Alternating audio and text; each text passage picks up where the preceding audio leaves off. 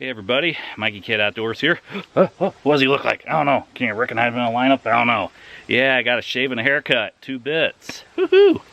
So, sporting a little more youthful look right now. I'm out here at Hawn State Park, and I'm going to try to wrap up my series of hikes out here with exploring the other part of the North Whispering Pines Loop, the Red Trail. So I'm going to try to look at sites 9 and 10, and got site 9 booked up for the night. It's bigger of the two. I saw a video yesterday. It looked like 10 might be a little smaller, a little more quaint, but it's all booked up, so gonna take what I can get. But I'll show you the map. Let's check it out.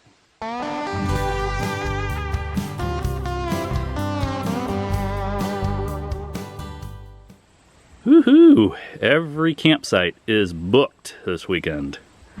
Definitely gonna be pretty packed. Alright, so I'm up here, and I can either go this way around and go 10 and then down to 9. That's one way I can go, down here in the Botkins Pine Woods Natural Area. Or the other way I could go is how I've done in the past. Do this little Interconnect trail, number 3, go past the Backpack Camp 4, come down the hill and all that good stuff, and then eventually down here I hit that area where it's kind of the blue and the red mixed, and after I hit that second part I could come back up and get over to 9. So I'm going to say they're both going to be fairly long loops. Might be nighttime by the time I get out there because it's already like 5:30 at night. So it's kind of a recap here. Whispering Pines Trail Network got the North Loop in red and the South Loop in blue. And North Loop is 6 miles, so you figure at least half of that is going to be to get out there. And that South Loop I did on the last video, that's about 3 3/4 miles. So yeah, it could take me a good 2.5 to 3 hours to get out there to the campsite. Got the old familiar bridge here to go over. And as far as water conditions go, it's a tad bit dry. We've had some 100-degree days for a while, end of August. So right here is the Whispering Pines split. So that'll take you through the connector trail past site 4. And this way here is the one that take you all the way up and then back down. I'll go past 10 and up. Going for the left. Gotta do 9 and 10.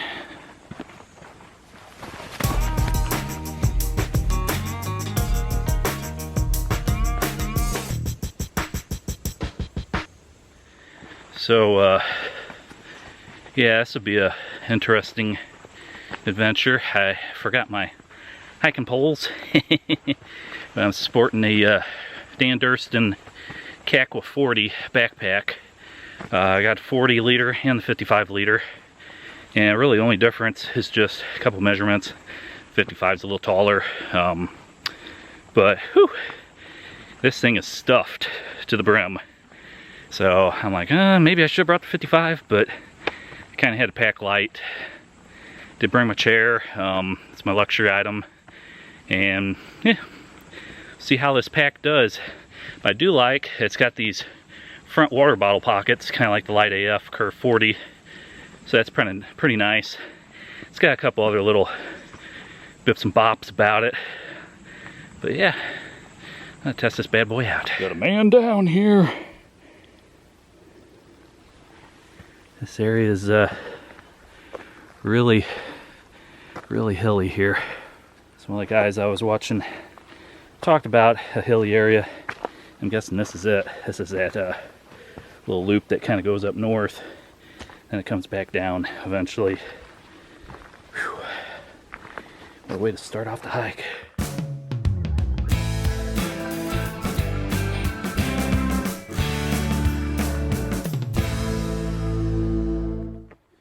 So up here along the ridge line, going on this section that goes north quite a ways. So I'd heard some folks back yonder that we're down there by the trailhead talking. So I kind of could tell from the sun direction everything where I was. Whew. Yeah, it's a heck of a workout getting up the hill. Now I'm starting to come down a little bit. I want to show you guys something here. My sunglasses. I had the part that I'm holding had broken off a few years ago, and the tail that goes over the ear for the other side there that's dangling, that just broke off today. So those are kind of friction fit now. So they do stay on my head, but I don't know when I start sweating and everything how long and how well these will hold. Definitely don't want to be doing a bunch of jumpy stuff with them. But I love these glasses. Got my Cabela's years ago, and they're starting to slip a little. Polarized, nice contrast, a little brown tint to them, but they don't make them anymore. So I got to find some of these frameless ones somewhere that fit as well and work as well as these. Just haven't found any yet. Had a slight rose tint to the brown, makes them really nice. But as you can see, they're slipping down on my sweaty side of my head and nose and everything. But it helps with keeping the bugs out of my eyes. That's why I got them.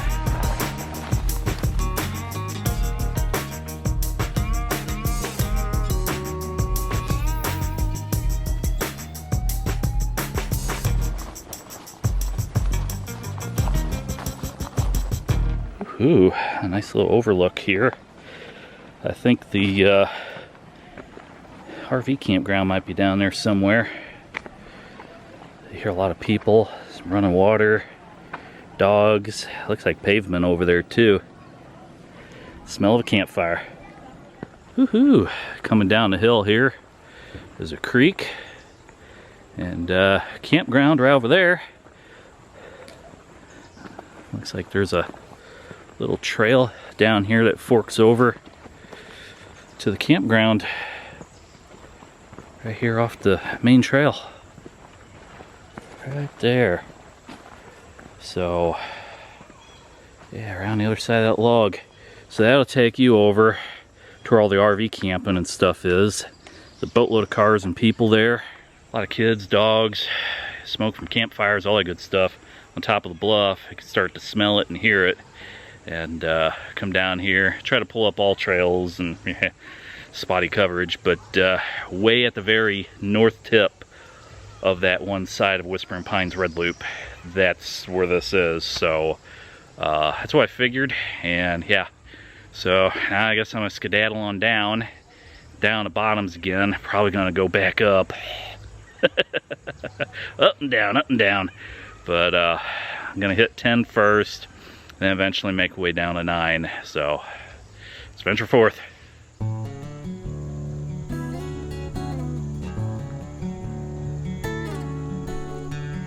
I bet that would look cool when the water's going. Just fall down in there. Nice little creek. It's just kind of hiking along a dry creek bed now for a while. There's a few small puddles of water back yonder, but this is all pretty much dried up. Here we are. Here's number 10. So one of the old dudes I was watching said it's way out there a bit, but it's supposed to be a quaint little site. And then the trail is continuing on this way to get down to 9. Whew. Got another hill to go up. Good Lord. Whew. Yeah, had to take a quickie little water break. Plenty of hills on this section. So after 10, it went pretty much up for a while. Found a couple of nice little rocks to sit on. Saw the sun starting to set. Oh, it's nice out here, but it's also very exhausting on this stretch. the elevation changes. Whew. But maybe I'll get in shape instead of just being round as a shape. Oh, this is beautiful out here. Got the sun setting over there, over all the hills. And it's a nice little overlook here. It's really rocky and whew, it's not too bad compared to what I came from. Oh, I came up and down a bunch of stuff back in there.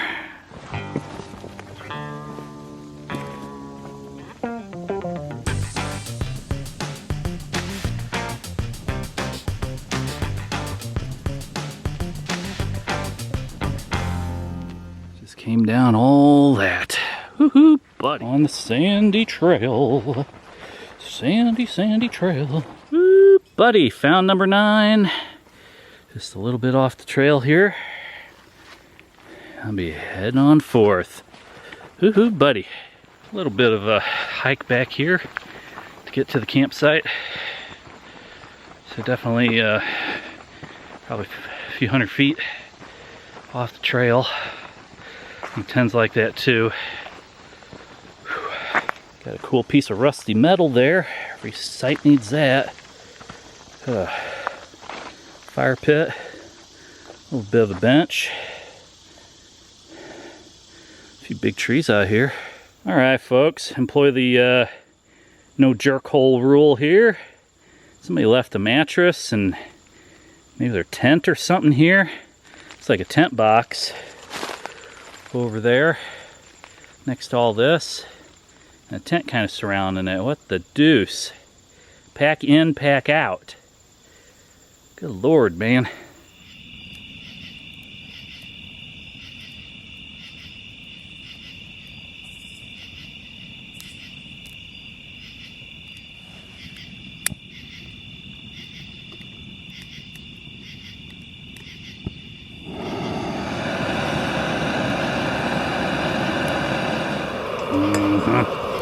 That's pretty boil.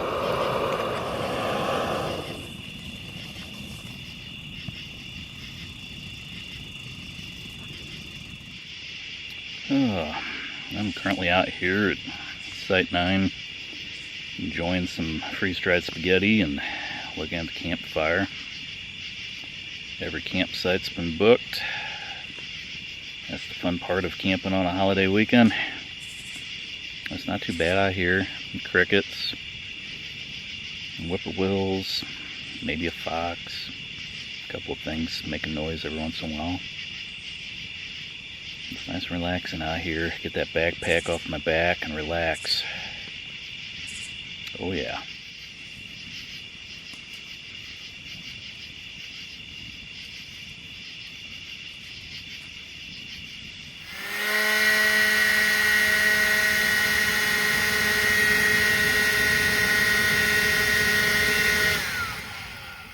Woohoo! Found an air pump in the woods. Good morning, everybody. So, probably got about 4 hours of sleep and just laid in my hammock a lot. Just kind of going in and out of consciousness, really light sleep. But ever since I left Trailhead yesterday, kind of had this feeling like I might have to go bathroom. And I just held it. But I think I'm finally going to do my business, my morning constitutional. So I'm just going to show you a few things here. Got my little emoji poo kit there.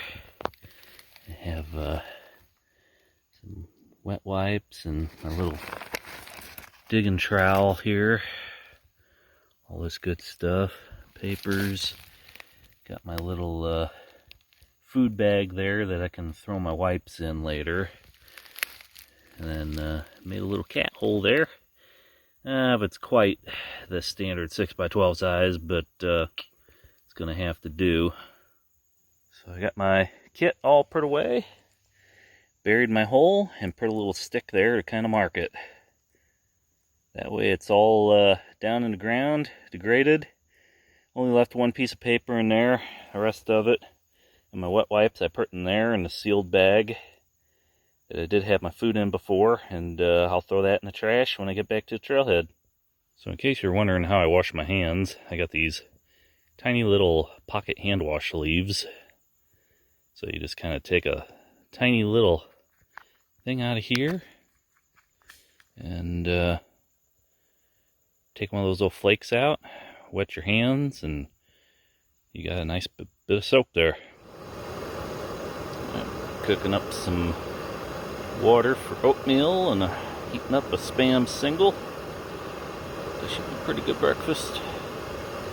Got the freeze-dried blueberries and walnuts and pecans and other stuff in there with the oatmeal. Gives it a little bit of balance. So there's my setup for last night. Got the hammock gear, circadian hammock, local Libre operator series 50-degree underquilt, Lucy lantern, a couple of hammock gear storage totes, one for my shoes, one for my bips and bops. Got my food bag and backpack hanging there. Had it up in the tree last night down the way. But yeah, it wasn't too bad. Sounds like a hot boil. Pretty boil. Definitely hot. So that's gonna be good. Got a little bit of leftover water if I need to do the dishes, or if I want to drink it. Whatever I want to do. But water's definitely precious out here. Came in with 2 750-liter water bottles and a 1-liter water bottle. Had an extra 1 liter in the car. Had cook kit, and 4th one wouldn't fit. And so by the time last night came around, I had maybe 6 ounces left on one of those 2 750 liters. And I had the full unopened 1 liter, which is what I'm using today. So I'll eventually have to find like a stream, see if my filter's still working. It's been dry for a while, so I'll probably have to wet it a bit and get it operational. So yeah, it's gonna be fun. Hot day, long stretch, not much water. Here you go, Sean. Do this for you. Spam singles, but it's the light version. That's the good type. Well, getting stuff packed up here. Helinox ground chair. That's been a lifesaver for resting at night and putting gear on as needed as I was getting stuff ready to pack. I got just a little bit left to put in here.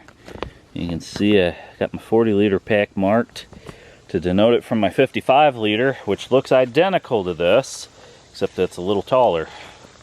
And down here, my front pockets, I got a little bit of water I transferred into these bottles to transfer the weight. My big bottle down there, 1 liter, is empty, so I'll eventually have to see if I can find water, but I think this is all I'm gonna have till I get back to the trailhead. So the best find in the woods, a little portable air pump from somebody's air mattress that they left out here. Instant comfort.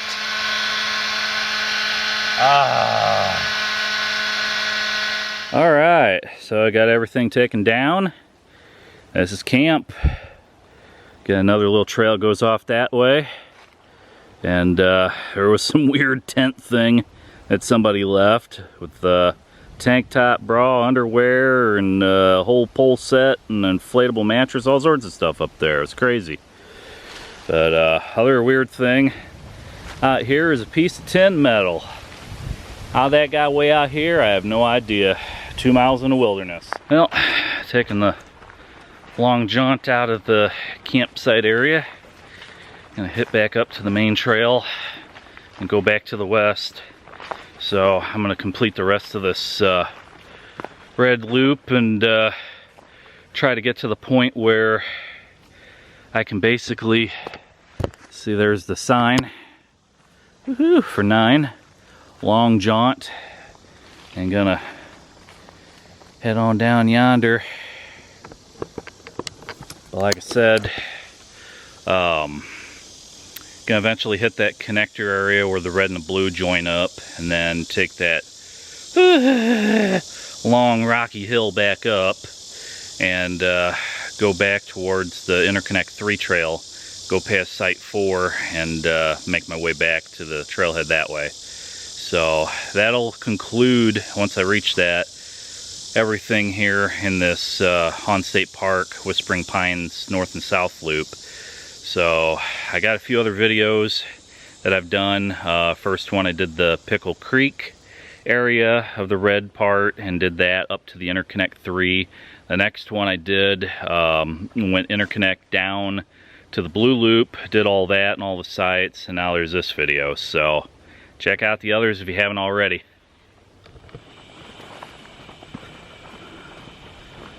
Woohoo. Whispering Pines North Loop.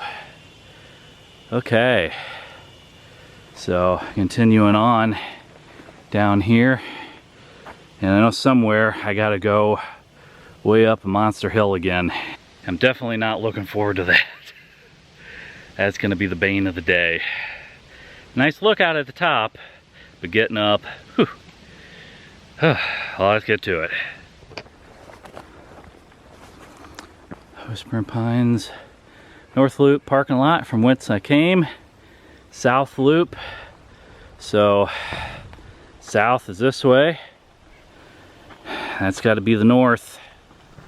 All right, up here, next Interconnect, red and blue. So that was whence the way we came, the red. There is the South Loop part there. That'll take you down to 5 and 6, and then this is going to take over to the eventual Interconnect number 3. Well, heading up here towards Rock-Sylvania. Oh, good Lord. That's the fun part. Up, up, up and away. Whew. Well, that hill dang near killed me. I'm not exaggerating on that. Got up part way, had to hit a water break, and then got up a little further. I got up here close to the top, and I just got so sick to my stomach, dizzy, disoriented. I just had to scramble my way up to the rock here, get my pack off, get water and electrolytes in, because I was tingly. Arms and hands and everything were tingly. So drank some water with electrolytes, Propel.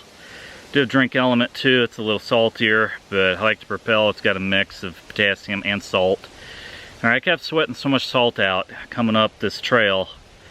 I was like, yeah, I'm gonna need that or Doritos, and it's helped.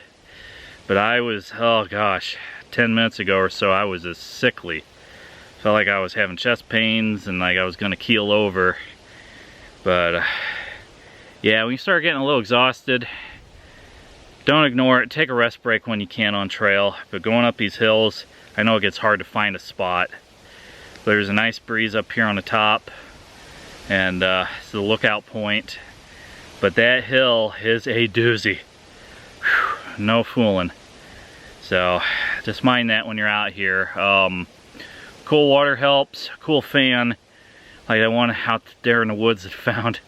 That was a lifesaver. Blowing cold air, lifting my shirt up, and cooling my core down. That helped a lot. Woohoo! Coming back down here on the red trail. See a sign. Nice little red marker. Got a camp thing off to the right there. Number 3. 1, 2, 3. And that's the connector trail that we're going on. So if continued going on, that would take me continued on the red trail. Whispering Pines Trail. This came off of South Loops way down that way too. Primitive Camp number 4 and picnic parking area. That's where I'm going.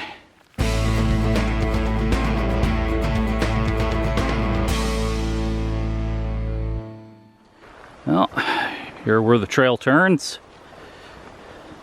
Number 3. And go around the campsite. Well, there's the arrow for campsite number 4 up that way. That's a real big group campsite. I'm gonna continue on here on number 3.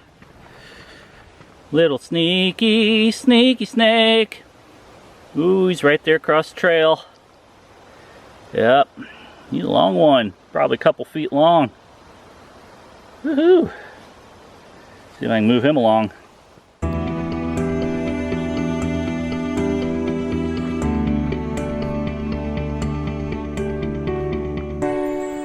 Well, down here, Pickle Creek Trail, Whispering Pines North Loop, picnic, parking lot. That's the way I'm going.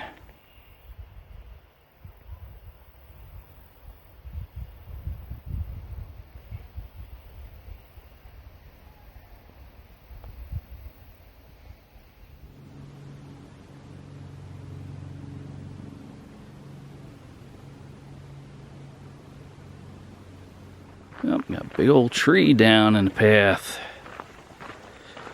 Go around it. Woohoo, buddy. All these trees are trained martial artists. They've got their blue belts. Hi-ya! Stop. This area has been emotionally damaged because people have insulted it. No. So, it's a bunch of erosion protection. That's why they got all these flags out here. Came from the top loop and you gotta whoo, kind of zigzag on down to get down here. So now you know. Knowing is half the battle. G.I. Joe! Woohoo! Back at the bridge. And from here on out, it's all water under the bridge, which isn't much. Except for over there.